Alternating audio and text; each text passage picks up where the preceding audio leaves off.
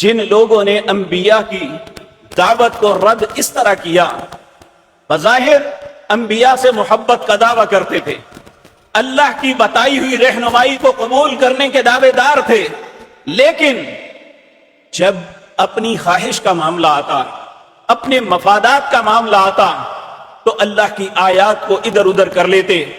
اللہ رب العزت نے پہلی کئی قوموں کا تذکرہ قرآن عظیم کے اندر کیا ہے، اور انہی کے متعلق جو آیت آپ کے سامنے پڑھی، یہ سورۃ مائدہ ہے، اس کی آیت نمبر 77 ہے۔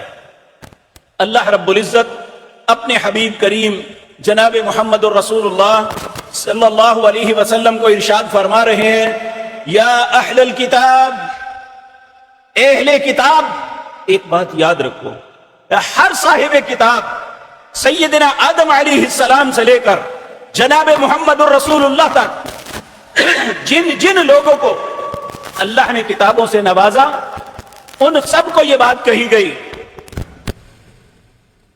ان سب کو یہ بات کہی گئی، یا اہل الکتاب، اہل کتاب، لا تغلو فی دینکم، دین کے اندر غلب نہ کرنا۔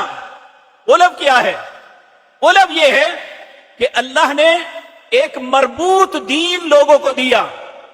اگر پہلی کتاب سیدنا شیس علیہ السلام کو دی اور سیدنا عیسیٰ علیہ السلام تک ہر نبی کو، ہر رسول کو جو کتاب نازل کی، ان میں ایک ایک لفظ اللہ کی طرف سے نازل ہوا تھا، لیکن قوموں نے کیا کیا؟